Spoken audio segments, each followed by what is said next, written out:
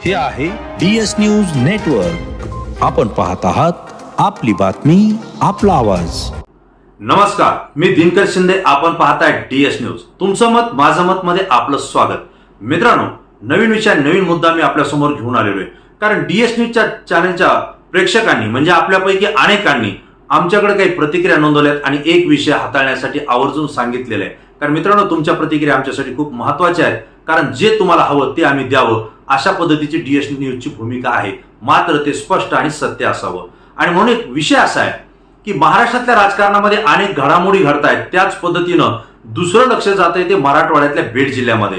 कारण बीड जिल्ह्यामध्ये राजकीय घडामोडी घडत असताना या बीड जिल्ह्यातलं भारतीय जनता पार्टीचं आणि सत्ताधारी पक्ष असलेल्या या भारतीय जनता पार्टीचं राष्ट्रीय नेतृत्व असलेल्या पंकजाताई मुंडे या नेमक्या कुठे आहेत, त्या काय करतायत, हा प्रश्न त्यांच्या चाहत्याला आणि मतदारांना पडलेला आहे.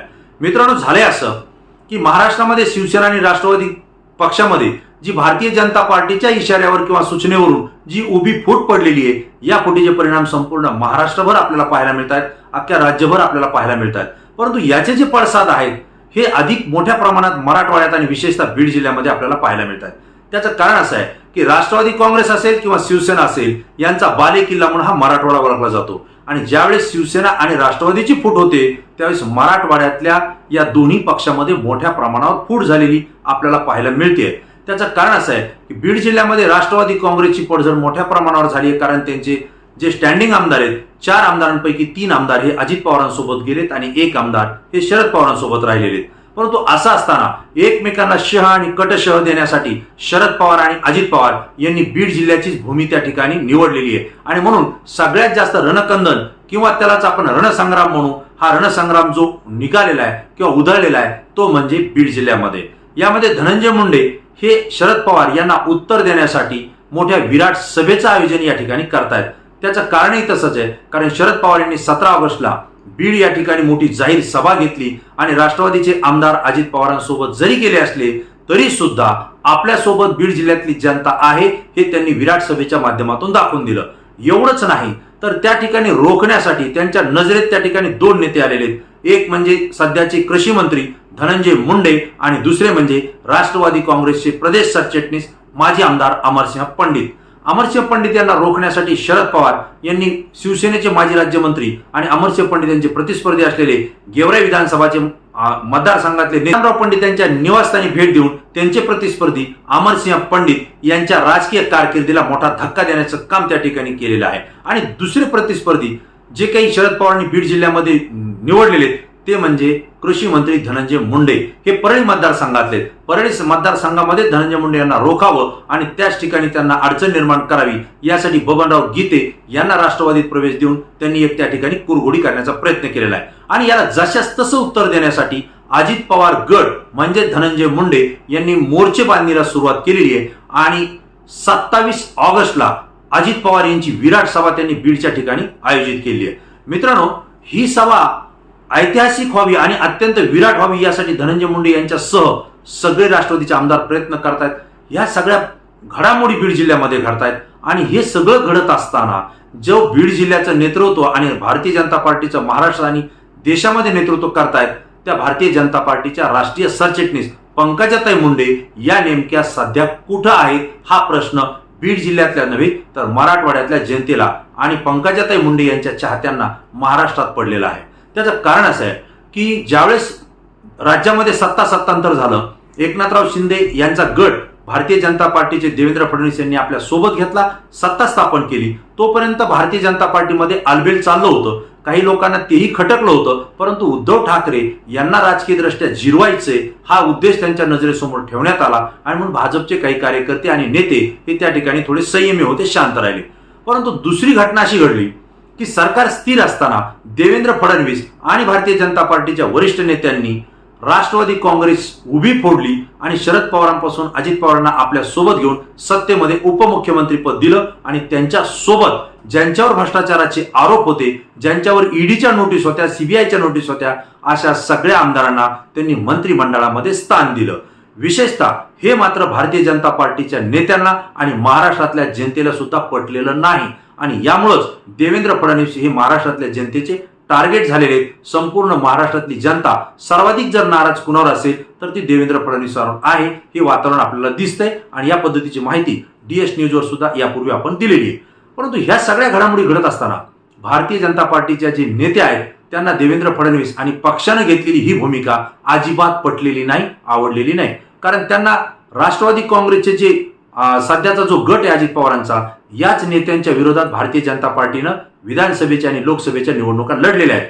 त्यासोबतच जिल्हा परिषद असेल, पंचायत समिती असेल किंवा महानगरपालिका आणि नगरपालिका यासोबत ग्रामपंचायत सोसायटी सुद्धा राष्ट्रवादी काँग्रेसच्या विरोधातच भारतीय जनता पार्टीचे नेते निवडणुका लढलेले. त्या ठिकाणी त्यांचे वादही झाले आणि गुन्हे दाखल झाले, मतभेदही मोठ्या प्रमाणावर झाले आणि अशी स्थिती असताना ते भारतीय जनता पार्टीचे नेते पराभूत झालेले. परंतु राष्ट्रवादीचे जे विजयी त्यांच्या विरोधात उमेदवार झाले ते मात्र आता देवेंद्र फडणवीस यांच्या मांडीला मांडी लावून सत्तेमध्ये सहभागी झालेत. हे मात्र भाजपच्या नेत्यांना जिव्हारी लागलेले आहे. विशेषतः याच वेळी पंकजाताई मुंडे यांचे जे प्रतिस्पर्धी होते हे बीड जिल्ह्यातल्या परळी मतदारसंघातले आणि त्यांचे चुलत भाऊ असलेले धनंजय मुंडे यांच्या सोबतच त्या निवडणूक लढल्या आणि त्यांचा पराभव झाला. हा त्यांना जिव्हारी लागला. तो धनंजय मुंडे यांच्या विरोधात लढल्यानंतर आणि पराभूत झाला म्हणून त्यांना जिव्हारी लागला नाही, तर भाजपच्याच काही नेत्यांनी अंतर्गत त्यांना विरोध केला आणि धनंजय मुंडे यांना बळ दिलं आणि पंकजाताईंचा पराभव त्या ठिकाणी घडून आणला. हा जो निर्णय किंवा हा जो पराभव आहे या गोष्टीमुळे पंकजाताईंना जिव्हारी लागला. परंतु आता झाले काय, त्यांचे प्रतिस्पर्धी असलेले धनंजय मुंडे हे सत्तेमध्ये सहभागी झालेत, ते मंत्री झालेत आणि राज्याचं कृषी मंत्रीपद जे की सामान्य जनतेच्या शेतकऱ्यांच्या संपर्कात असतं तेच त्यांच्याकडे दिलं गेलं. हे पंकजाताईंना अजिबात पटलेलं नाही. ज्या अजित पवारांसोबत त्या लढल्या किंवा त्यांच्या पक्षाच्या विरोधात लढल्या, आज तेच अजित पवार सत्तेत आले, उपमुख्यमंत्री झाले. आज त्यांच्याकडे काही कामं घेऊन जायचं म्हटलं तर ते पंकजाताई आणि त्यांच्या सोबत असलेले जे कोणी नेते असतील किंवा भाजपचे जे स्वाभिमानी नेते असतील त्यांना ते आवडलेलं नाहीये. आणि म्हणूनच या ज्या हालचाली होत होत्या आणि जे काही सत्तांतर होत होतं हे अत्यंत जिव्हारी लागल्यानं पंकजाताई मुंडे यांनी तातडीची पत्रकार परिषद घेतली होती आणि त्यांनी स्पष्टपणे सांगितलं, मी भारतीय जनता पार्टी सोबत आहे आणि त्यांच्या सोबत मी एकनिष्ठ राहील. परंतु जे काही राज्यामध्ये चाललेलं आहे या घडामोडीविषयी मला काहीही माहीत नाही. ज्या घटना घडतायत, कोण सत्तेत येते, कोण सत्तेच्या बाहेर जाते याविषयी मला कुठलीही माहिती नाही आणि त्याबाबत मला कुठलाही प्रश्न विचारू नका. सत्ता आलेली आहे, काय सत्ता होते, कोण मंत्री होते तुम्ही तुमचं बघा. मी आता 2 महिने राजकीय ब्रेक घेते, म्हणजेच मी राजकारणातून 2 महिने अलिप्त राहते असं त्यांनी सांगितलं. ज्यावेळेस पंकजाताईंना प्रश्न विचारला गेला की राज्यामध्ये सत्तांतर होतंय, तुमचा पक्ष आता मजबूतीनं सत्तेमध्ये सहभागी झालाय आणि अशा वेळी आपण राजकीय ब्रेक का घेताय, त्यावेळेस त्यांनी सांगितलं की मला कौटुंबिक काही नियोजन आहे, मला कुटुंबाला थोडा वेळ द्यायचा आहे, मी कधीच सुट्टी घेतली नाही आणि मी यावेळेस मात्र 2 महिन्याची सुट्टी घेऊन राजकीय ब्रेक घेते. मित्रांनो, पंकजाताईंचा अचानक हा 2 महिन्याचा राजकीय ब्रेक हे अनेकांना भवाया उंच करणारा आहे. त्याचं कारण असं आहे की राजकारणामध्ये कधीही ब्रेक नसतो आणि राजकीय व्यक्तींना कधीही सुट्टी घेता येत नाही. त्याचं कारण तसं आहे, ते जिथेही असतील 24 घंटे जनतेच्या संपर्कात त्यांना राहावं लागतं आणि जनता सुद्धा 24 घंट्यात कुठलीही अडचण आली तर आपल्या नेत्याला किमान तो नेता भेटला जरी नाही तरी त्याला फोनवरून संपर्क साधून आपले प्रश्न सोडून घेण्याचा प्रयत्न करत असते.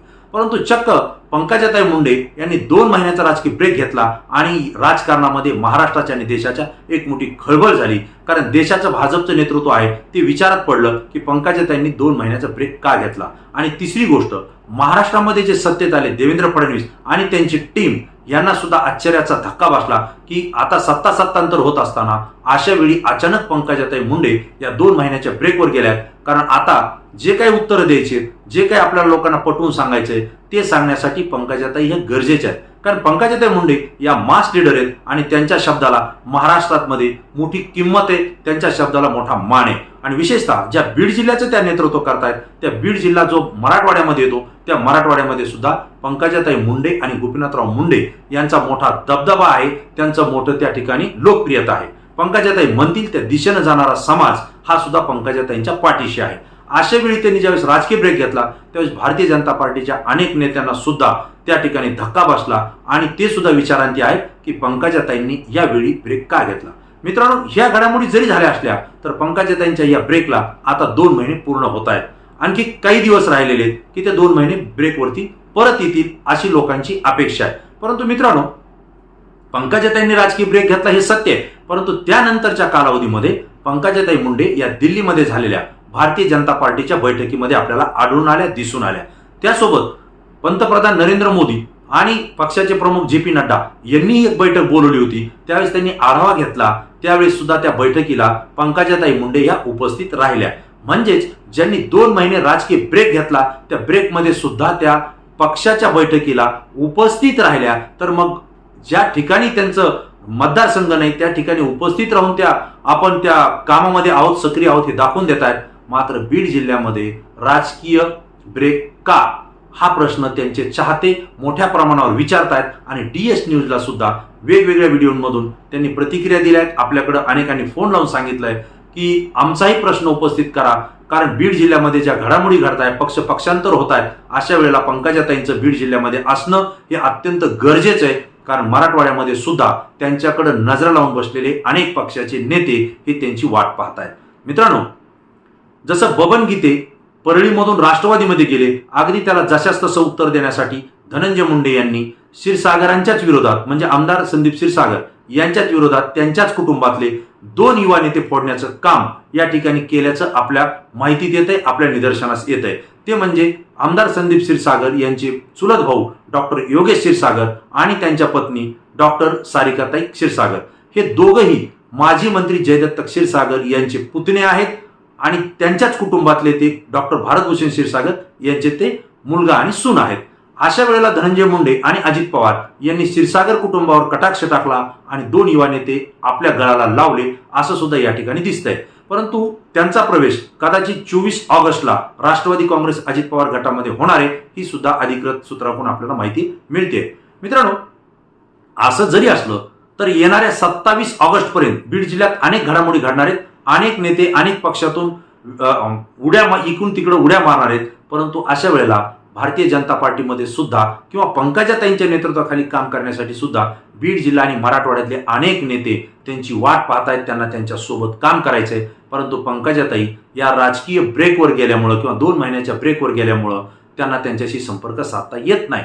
आणि जे काही घडामोडी घडतायत, या पंकजाताई मुंडे यांचा जो चाहता वर्ग आहे बीड जिल्हा आणि मराठवाड्यातला, हा बुचकळ्यात पडलेला आहे की नेमकं पंकजाताई का जिल्ह्यात येत नाही, का नेमकं काय चाललंय हे आपल्याला का समजत नाही. कदाचित त्यांना असं वाटतंय की भारतीय जनता पार्टी हा पंकजाताईंना आतापर्यंत पराभव झाल्यानंतर टाळतच आलेला आहे, त्यांच्यावर अन्याय करत आलेला आहे. आणि आता धनंजय मुंडे यांना आपल्या सोबत सत्तेत घेतल्यामुळं कदाचित पुढच्या काळात पंकजाताई मुंडे यांना आणखी बाजूला सारतो की काय, अशी भीती सुद्धा पंकजाताई मुंडेंच्या चाहत्यामध्ये आणि मतदारांमध्ये आहे. आणि म्हणूनच त्यांना विश्वास येण्यासाठी ती वाट बघतायत. एक एक दिवस, एक एक तास, एक एक वर्षाप्रमाणे ते मोजतायत की कधी तो दिवस जाईल, कधी ती वेळ जाईल आणि पंकजाताई मुंडे या राजकीय घेतलेल्या ब्रेकमधून परत येतील आणि आपल्या जिल्ह्यातल्या आपल्या माणसाला, आपल्या मतदारांना मन मोकळ्यापणानं भेटतील, बोलतील आणि एक विश्वास देतील की घाबरायचं नाही, आपल्याला लढायचंय. कारण पंकजाताई असतील किंवा त्यांचे वडील गोपीनाथराव मुंडे असतील, यांनी सातत्यानं सांगितलंय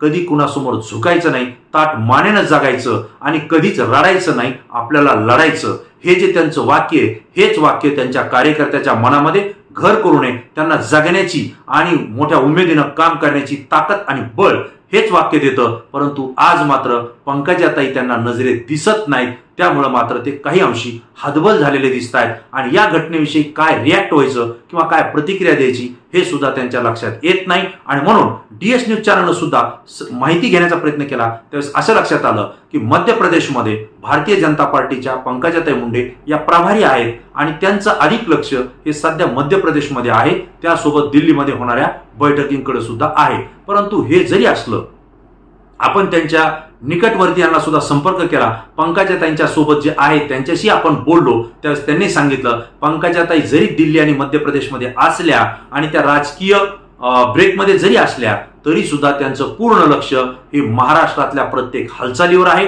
मराठवाड्यातल्या घडामोडीवर आहे आणि विशेषतः बीड जिल्ह्यातल्या प्रत्येक तालुक्यात, मतदारसंघात आणि गावामध्ये काय घडतंय याची इत्तमभूत माहिती पंकजाताई मुंडे या सातत्यानं घेत आहेत, दैनंदिनपणे त्या ठिकाणी घेत आहेत. आणि कदाचित त्यांचा जो ब्रेकचा कालावधी आहे तो माझ्या माहितीप्रमाणे 7 सप्टेंबर पर्यंत आहे आणि 7 सप्टेंबरच्या नंतर या महाराष्ट्रामध्ये पुन्हा एकदा पंकजाताई मुंडे नावाचं वादळ पुन्हा निर्माण होईल आणि ते वादळ एकदा दाखल झालं तर महाराष्ट्रात आणि मराठवाड्यात आणि विशेषतः बीड जिल्ह्यात काय घडामोडी घडतायत याकडे तुमचं आमचं लक्ष राहील, डीएस न्यूजचं सुद्धा लक्ष राहील. मित्रांनो, हा मुद्दा हा विषय मला महत्वाचा वाटला. याविषयी मी माझं मत स्पष्टपणे व्यक्त केलं. आपण सुद्धा या विषयावर आपल्याला काय वाटतं आपलं मत लाईक आणि कॉमेंट्स करून जरूर कळवा. कारण मित्रांनो, तुमचं मत अत्यंत विश्वसनीय असतं, चिकित्सक पद्धतीनं असतं आणि अत्यंत अभ्यासू असतं. तुमच्या मतावर आपल्याला अनेक विषय या ठिकाणी समजतात आणि कोणत्या विषयावर आपण बोललं पाहिजे हे सुद्धा लक्षात येतं. आणि म्हणून आपले जाणकार प्रेक्षक आपल्याला पुन्हा एकदा विनंती आहे, आपण लाईक आणि कॉमेंट जरूर करा. पुन्हा नवीन विषय नवीन मुद्दा घेऊन आपल्या समोर येईल. तोपर्यंत धन्यवाद.